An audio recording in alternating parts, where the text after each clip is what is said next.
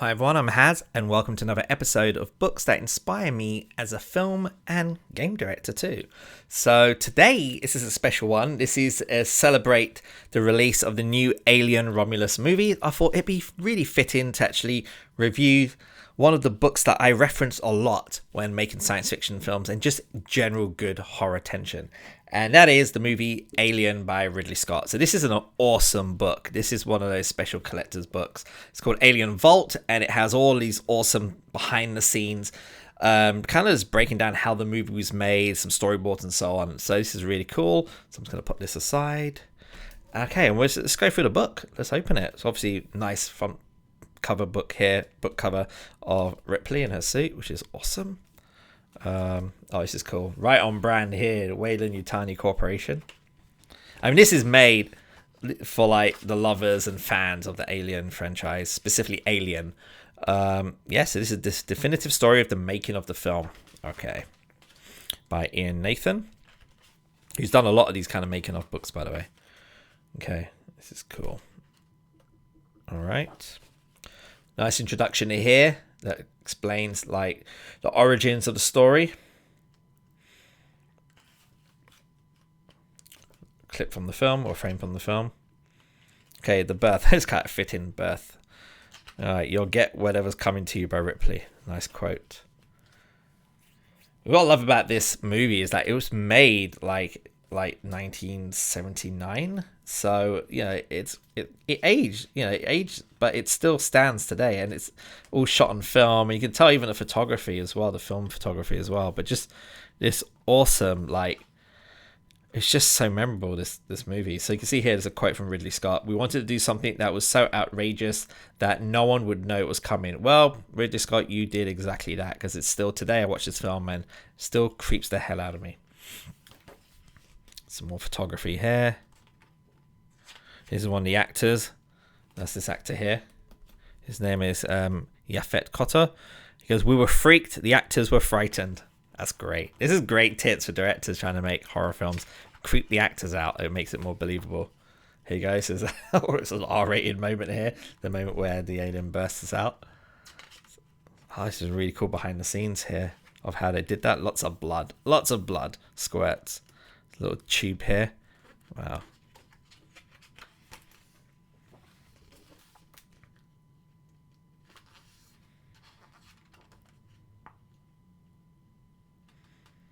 Oh, this is so Dan O'Brien, who wrote the screenplay for this, also wrote the movie Dark Star. We can see here. Is it? Oh, there you go. Okay, H.R. Geiger. So he was very, very influential to the pretty much the aesthetic and overall look of Alien and the creature as well. You can see here, there he is, H.R. Geiger, right here. Amazing Austrian artist.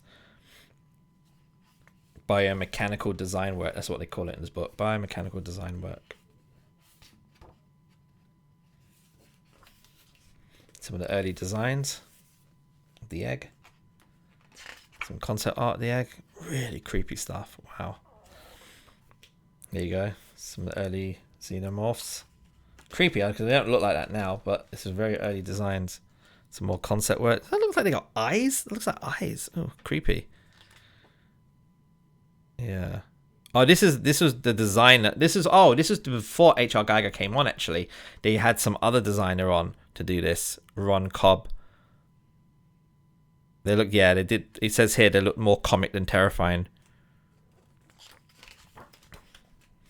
Oh, I love this sort of artwork here. It's just the detailed artwork. It's just brilliant. Wow. Some more photography. The cat, in my opinion, the cat's the hero in the film. I love this. I love this when you see a page of like the director's annotated script with like photos and annotation and little sticky tape everywhere to show the rewrites and stuff. I love this. You really get a sense of what was in the director's head when he was shooting the movie. Love it. Some more photography of the cast. This looks like a promo photograph. There's a clip here from David Giller, sorry. We knew we wouldn't get a lot of points if we turned Ripley's character into a woman. We knew we would get a lot of points. Yeah. There we go. young Ridley Scott here. Directing Sigourney Weaver. Nice text here all about Ridley Scott. Here he is again. I mean, this guy is the master of science fiction horror, man. Wow, and just science fiction in general is really cool. Oh, this is cool. Look at this. I love this perspective in the photography there. Well, yeah, this photograph really describes it, like the claustrophobic nature of this film. Pretty cool. Wow, this is the photograph of the entire stage. So this is the outer shell of the Nostromo at Shepperton Studios in the UK. I mean, it literally built an entire 360 set. And you can see here, like Ridley Scott says, I want them to be almost 360 degrees so you can pan everywhere. This is brilliant. Wow, this is complex stage work right there. Oh, look at this. This is kind of cool. Little side thing. Let's have a look at what that is. Oh, these are Ridley Scott's Ridley-grams. Let's have a look. Whoa, this is dope. This is sick. Look at this. These like amazing drawings that he drew, and then he just put like this simple. This is like a fucking masterclass in filmmaking, man. Like even I'm doing storyboard stuff. Obviously, nothing looks like this. His stuff's amazing, but look at each frame. I love how the way they did this presentation, the CRT TV format. But like, just this is amazing. You get it right away what each of these frames are. You don't need multiple boards. This one shot here is like several shots in here. Look at this, so good. Some director's notes here. This inspires me massively. Whenever we're currently on a movie at the moment as I'm recording this, making a movie called Mutiny at Zero's animated film, and I have to do like boards and director's notes on these boards, and like, you know, I'll try to keep my direction notes as succinct as possible, even like giving the label of the scene to help my crew or my animators to work. And this is again a masterclass. I reference this and it just remind me now like what I should be doing. This is great. Yeah, this is what's great about these books. You really get to dive into the director's mind. Oh, there's more here. Let's have a look. Oops. Let's have a look at this. Oh, this is cool. What is here? Page 13, Chaos Bridge set vibrates, lights go out, electrical fire, etc. Oh, I love these storyboards. He really colored them up, but it's not really about the color, it's more about the tone. I mean, these boards not only give direction of the scene or the scenario direction, it kind of influences the lighting and the overall tone of the film. I don't get storyboards like this a lot, man. This is like detailed stuff. Wow. I mean, you literally would shoot these boards. This is amazing work. Nice. Amazing. All right. I'm gonna be sensible and put these back to where they should be, so I don't forget later on. Oh, it doesn't help with this tracing paper. Okay, here we go. Here, enclosures. It tells you what they are. Storyboards 1 and 2. Ridley-grams. That's kind of where I got the HaZ-grams idea from. Or actually, the crew, when I shot Origin Unknown, my second feature, they called them HaZ-grams. I guess, you know, they're referencing Ridley-grams. Behind the scenes photos here. More H.R. Geiger's work. I love this little quote from Ridley Scott. I'd never been so certain about anything. I thought if we can build this, that's it. That's great. Whoa, look at that. Beautiful shot. There's another quote from the character Parker. Anybody ever tell you look dead, man? That's cool. That's when he's talking about when John Hurt wakes up. Really beautiful photography again. Oh, look, some of the early title designs of the Alien. I'm glad they stuck to the original, the actual simple version we have today. But this is what it could have looked like. Wow. There's some more storyboarding, some on-set photographs. That's the waking up scene. Wow, look at the set.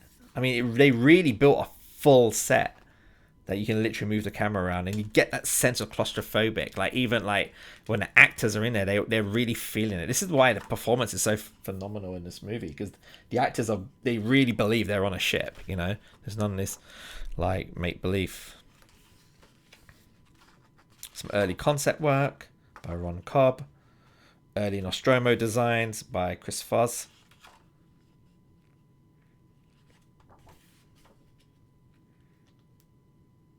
Oh, look, there's a miniature right here. Wow. So this is the design of the ship. They really mapped out as if they were building an actual big ship. I like how they don't just build this. They don't just design the set area. They design the entire ship. Even though they're building this section here, they treat it as if what it will be like in the actual overall scope and spatial awareness of the actual ship. If this was a real ship, that's really cool production design right there. Some early concept artwork of the corridors. Lots of corridors in this movie. I mean, look at this. Like, I mean, this is very, very close, right? Wow.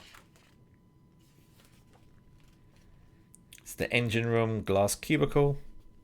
Oh, but more. Oh, I love these little pockets of little tidbits they give you. Okay, what's this? So this is the design layout of. This must be the science room. Yeah. Wow, this is cool. A close up there for you guys to see. Pretty cool. And then what's this? Oh wow, this is the actual Nostromo ship. Wow, this is like one of those kit model manuals. This is cool. Check this out. This is an orthographic plan of the entire Nostromo ship. It's a very cool presentation. Wow. I love all these like logo designs and stuff. This is art. This is beautiful. I would print this out or just frame it or something. This is amazing work. Intricate designs work, man. Wow. I mean, look at that. You got the docking module. Underside orthographics are underneath the ship. Got the side of the ship. Wow. This is great. Any CG modelers out there who wants to model this, like, you should definitely use this. Wow. Okay. I'm going to be sensible and put it back in its thing where it should be. Put it underneath tracing paper. Okay. And we continue. And explains the enclosures. More behind the scenes. Oh, wow. I love this. I mean, look at the scale of this. You can see, like, the ladders down here. Look how big this thing. I love that, like, the dirty, rusty nature of this ship as well. More atmospheric smoke. It's a quote from Sigourney Weaver. I just used to wander around the set. It helps me find the character. See, people, that's what I'm talking about. You build a full set, the characters immerse themselves in. And it's exactly what we did on my second movie, Origin Unknown, with Katie Sackhoff. We built this full 360 set of the room so that she can really just kind of like use it as a sandbox to create her character, which is amazing. Okay. More designs, corridor designs. I mean, just look at that. I mean, that photo is amazing. More photography, lots of smoke. I mean, just look at this production design here. So much cool production design. I think this one is the early production designs here, which felt very, I don't know, felt very late 70s kind of Kubrick kind of design here. And I'm glad Ridley Scott went for something that's much more grungy and dirty, because we wouldn't have that look today if it wasn't for that movie Alien. Oh shit! Oh well. Okay, this is where you see the full length of the alien here as they're shooting it. So creepy. Yeah. Some of the boards that we saw earlier. It's a quote from the late John Hurt. There is no escape. It's one of the elements of a thriller. I love that. Good quote. Some more concept art. Another quote from Ridley Scott. The energy coming from me wasn't comfortable. Okay, so obviously there was a lot of drama making this film, and this book kind of covers a lot of that, about the drama that happened during the making of this film. It was a very tough shoot. It was very ambitious. They had never done science fiction like this before. So yeah, there's a lot of talk about this in this book. But what's good about this book, it doesn't just talk about the drama, it talks about the making of this, like the art and the craft that went behind making this, as opposed to dealing with the politics of filmmaking, which, let's face it, we still have this today, so it's no different. But this book is all about the art. Oh, this is nice. Quick behind the scenes shots of the actors taking some rest. Young John Hurt. Oh, look at some of the early designs of the astronaut suit. There it is again. I just love how this all feels connected, even though these are astronaut suits from Nostromo and this is like a different ship, or the alien ship. It still just feels connected. It just feels right. Nothing feels like it shouldn't be at. Nothing feels out of place. Is what I'm trying to say, and you can tell just by looking at this frame here. There's Ridley Scott doing final touches on the robot or the android's head. Look at that! Wow, I love these Polaroids. I remember seeing this for the first time, and I was like, "Oh, this is the future of computers." And this is like, it's interesting because this is when you can. I think throughout the entire movie, there's one thing that I felt really dated it. That you look today, goes, "Okay, this was made back in the day," and it was the mother's room, because this is like when you watch the movies back in the early 80s or late 70s, computers were always seen as like these big, massive servers with just lots of LED lights. Right, we have it in 2001 Space Odyssey. We have it in a lot of space movies, even The Last Starfighter. And that was kind of this thing about AI and computers will always look like this, right? Whereas the rest of the film doesn't age at all, which is this part always, in my opinion, in a way. Let me know in the comments what you guys think. There we go, some more photography. Now we're going to talk about the monster now, the perfect organism. I love this. I mean, this is great to get to see this in behind the scenes, but like that layer of mist they had on the ground, which had this light when the actor puts his hand through it, it cuts through the light. It's all these lasers and lights and smoke. This is amazing. Wow. Yeah, they use a laser to coat the egg chamber in thin blue light. So basically, this is an experimentation with smoke and laser beams that made this whole scene work. Amazing. Oh, look, there's some behind the scenes of like how the face hugger would come out of the egg. That's pretty cool. Look at the big film cameras as well. Wow. And this is the scene here, look. Amazing. This is really a masterclass in lighting. Look at the lighting. It's dark. So dark, yet you see the highlights of the egg opening. You see the highlights of the astronaut suit, yet it's really dark and scary. This is great lighting. Wow. Some early artwork, some rough sketches, some of the Geiger sketches here of the early face huggers. Whoa, creepy stuff. 1978, look at that. Wow. Here's Geiger doing his work here. I like how they got him involved, not just drawing sketches, but getting him involved in actual making of the production props. Very cool. That's creepy stuff here. Yes, I love this picture of the set here as well. More behind the scenes. Geiger working. This is the ship. Of course, we see this in Prometheus later as well. Wow. More behind the scenes here. Oh, that's interesting how they got a big matte painting picture, obviously drawn by Geiger, as a backdrop. Wow, that's cool. So they actually had some 2D imagery up there as well as physical prop set. It's very cool. Yeah, this is the set they built. Wow, look at that. That's massive. Look at that. Look how tiny the actors are and the crew members. They built this entire thing. Ooh, hey, some more surprises. Let's have a look. What we got it here? Okay, creepy HR Geiger work. Let's enjoy it. Wow. This is 1977. This was done. This is a concept, and again, like, you know, you see the trailer for Alien Romulus. It looks like the director went back to Alien and looked at how, because you saw. I remember seeing this in the trailer for Alien Romulus. They had this moment where this the big tube thing came out the mouth from the facehugger.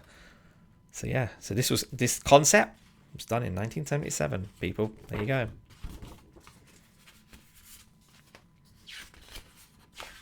More artwork.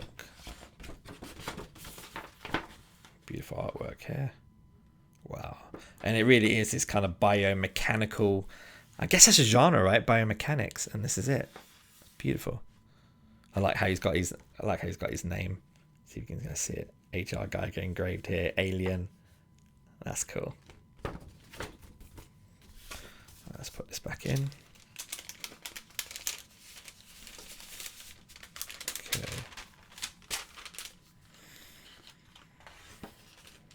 Beautiful artwork here.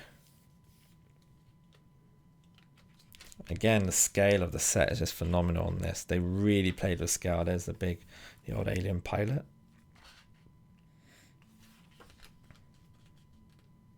Concept art, more concept art.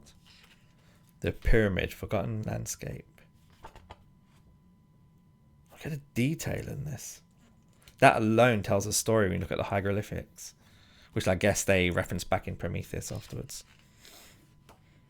More Ridley grams, it looks awesome.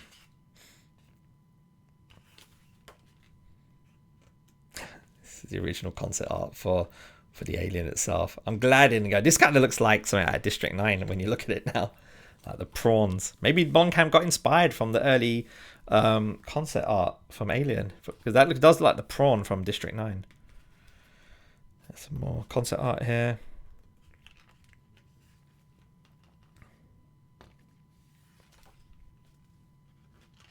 Behind the scenes. Even the shooting was claustrophobic as well, so you really get that sense in the filmmaking approach. Oh, the famous chest burst. God, it must have been really creepy even just shooting this, but just by looking at this, it's creepy as hell. Such an iconic moment, this scene. So iconic. And that's the thing, as a filmmaker, you always strive to do something iconic. There's familiarity and tropes, obviously, but you got to have one thing that makes your movie iconic. And obviously this film has so many iconic moments, but this is definitely one of the most memorable iconic moments in cinema, especially sci-fi horror. Oh, this is the guy, Balaji Badejo. He's an amazing Kenyan sort of like stunt actor. He's the one that plays. Look how tall this guy is as well. Wow, they got him to play the creature, wearing the suit. It's amazing. I'm glad they kind of like, paid tribute to people behind the scenes and not just the amazing Ridley Scott, obviously, or the writer and the actors, but also guys like Balaji, who pretty much created the movement of the alien that we wouldn't have in the film today. Wow. I love how hands-on H.R. Giger is. He's not like, oh, here's my concept art, go make it. He's in there, putting in the finishing touches to this art, because he's an artist, right? He's not just a artist on paper. He makes sculptures. He's a sculpture artist, so of course he's going to be hands-on. This is great. Look how big it is here. Some behind the scenes of the art department here. I love that. Whoa, look at that. It's amazing with really good lighting, right amount of liquid and shine and goo. You can make this look terrifying and put some sound design in there as well. Oh, nice quote from James Cameron here. There was no sense of a consciousness you could deal with. The alien is all teeth, no eyes. That is creepy. There is definitely no eyes. Yeah. More creature work. You can see how close there was. The final product ended from H.R. Giger's concept to the final thing. Wow. It is creepy when you think about it. It's just all teeth and no eyes. Wow. Let's talk about Ripley, the last survivor of the Nostromo. And the cat. Let's not forget the cat. Oh, I just love some of the early sort of like, look at the signage work as well. And like, if you look at movies like Moon, for example, or even Oblivion, or any science fiction from like Event Horizon, they really take a lot from the movie Alien. You can see from just reading this book that they take a lot from the Alien movie to make these films, even today.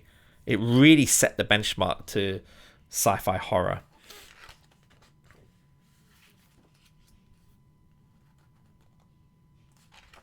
See, here's a good example, like Sigourney Weaver's quote here. I didn't want to do it, the movie that was.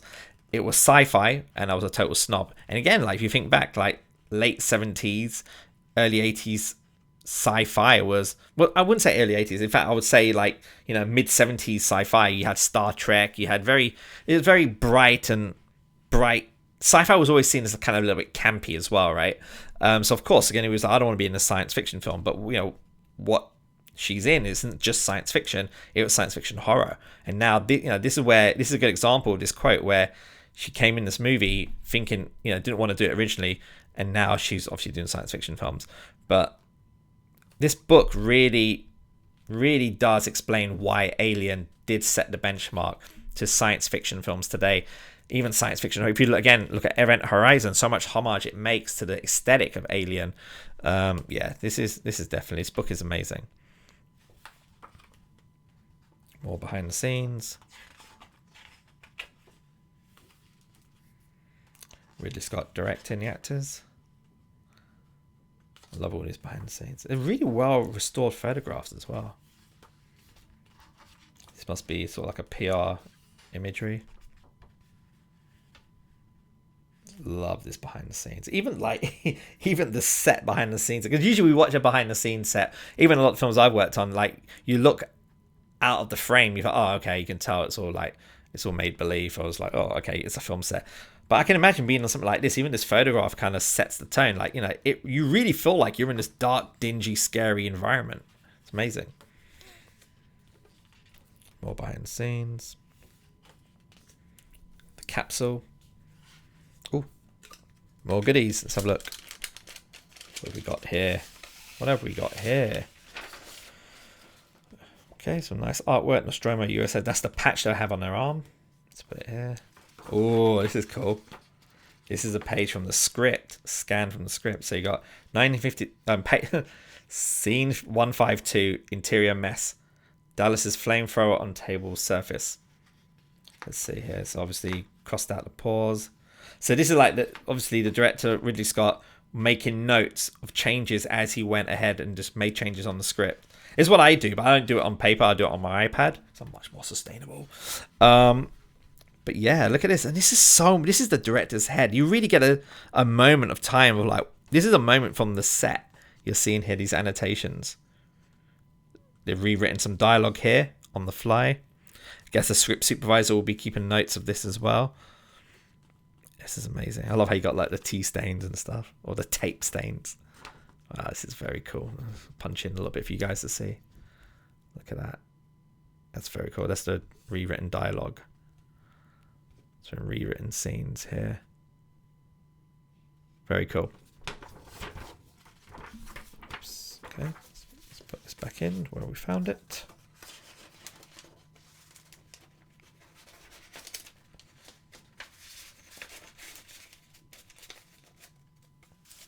Okay.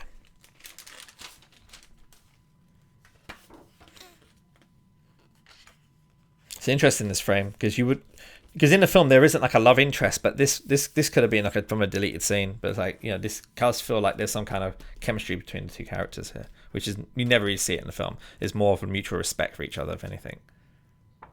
Oh, there you go. Look, this book actually explains that there was a romance scene cut from the finished film. Wow, okay. So Scott decided to remove the blatant romance from the film. What time was there for love once the alien was loose? That's a very good point. I can see him fighting the studio executives. Studio executives probably saying, we need a love scene. We need, like, you know, romance. And I can see Ridley Scott saying, well, what time would they have fancying each other when there's an alien loose on the ship? Like, come on. So that's I'm glad Ridley Scott stuck to his guns there and fought the executives on that. That's really cool. Wow. But it's good. You wouldn't know this stuff until you see books like this, right? So that's why it's always good to have these books. Interesting. Concept art here. Amazing photography. Yep, some more photography work here. What's Sigourney Weaver say? Much of what I had to do was physical. I was responding to the music. Very cool. All right. Oh, look at this photo. This is towards the end of the film. Spoiler alert. This is where the alien gets thrusted out of the airlock. Oh, yeah. I remember seeing the scene where the camera is at the bottom and the thrusters come out. Is this how they did it here? Wow. Look at that. October the 4th, 1978. Pink page. This is the ending scene. I love how they had this must be the script supervisor or someone on set that will stick the photographs. These photographs are probably continuity photographs, I'm assuming, and they'll stick them on the pages that later on when it comes to editing and the editor's looking at the script, they can look at some of the continuity photos on the page as well with the notes. This is great. God, I'm going to definitely do that when we shoot my films as well. Nice framing of the alien there. And here we go. Now they talk about like some of the marketing of the artwork. Oh, I can tell. Look at the marketing back then. Please listen, mankind. You have so little time. Look at this. Think the unthinkable. Speak the unspeakable. Suffer the unsufferable. Then perhaps you can begin to imagine the unimaginable horror now headed our way. They don't do marketing like that anymore. This is great. Oh, wow. I always love the artwork. They're really like... It's a really good example of when designers look at the art, look at the movie and try to communicate the movie to the audience. That's good PR artwork right there. Oh, look, some of the test screens. I love this. Is great photography. Some of the test screens. Look, this one there is not even looking at the screen. Look at the disgust on their face. I wonder what this guy's thinking. I wonder if this is actually a test screening of audience or is this studio executives? This guy's an executive. Wow. I'm glad I went with this poster. This poster really just says it all, man. Ooh, some more stuff here. What's this? Oh, cool. Oh, this is some of the posters. This is very cool. A word of warning. Alien. Ah, cool. What's this one? Ooh, this is the Japanese poster. That's very cool. Japanese poster looks dope. That's pretty cool. But it's very cast driven, obviously, compared to this one, which isn't cast driven. Well, guess to sell it internationally, they had to have cast driven.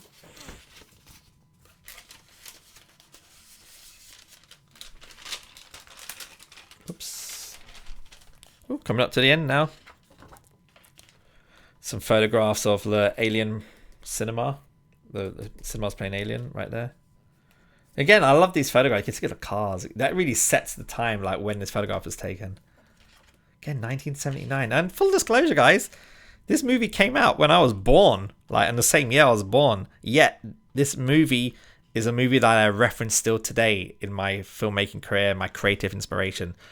Makes you think, right? I wasn't like, I couldn't even see this movie because obviously I was just born, and it makes you think, right? Wow. That this is a good example, or like for me, that inspires me as a filmmaker to make a movie that would still stand its time decades, like 40 plus years ago. You know, I'm 45 now recording this, and like this was made 45 years ago. This film came out, obviously made in 78 as well. This is amazing, and released in 79. Amazing. Wow. Some more behind the scenes. So this is some of the early mock-ups for the art department. Some miniature models showing what the scale of this thing would be and that kind of thing. H.R. Geiger working, more Ridley grams.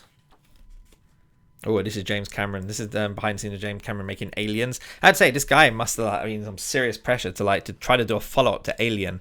And of course, James Cameron did a phenomenal movie. He didn't try to make a horror film. He went and made an action movie, but still respected the whole concept of Alien in general, and just elevated it to the next level, which is amazing. Like made it into a different movie, if anything, which is what sequels should be. Wow. Oh, Alien 3. This is a young David Fincher. I don't know about you guys. Let me know what you think in the comments. But I actually liked Alien 3. I thought it was really good. I enjoyed it. But let me know what you think anyway. Some of the other science fiction films that came out during the same, several years later, like The Thing, classic one. What's this? Inseminoid. A far from human birth. Oh my god. This must have got inspired by Alien, but took it to a whole different level there. Oh, look at this. Alien Heavy Metal magazine, Alien illustrated story. This great behind the scenes shot there. Wow. All behind the scenes of the Alien. And this is it. It's just an appendix. This is great for all the actors that were involved, crew members and stuff like that. And this is it. So thanks to the author there, Ian Nathan, for an amazing, insightful book about the making of this amazing movie, Alien. And this is one of the many reasons why I have this book right within arm's reach on my shelf to always reference whenever I'm making a film or just in general need some creative spark. This book reminds me of why I do what I do today, and hopefully it does for you too. So that was Alien Vault. Thank you very much, and please subscribe for more of these videos on the playlist, and see you in the next one. Bye.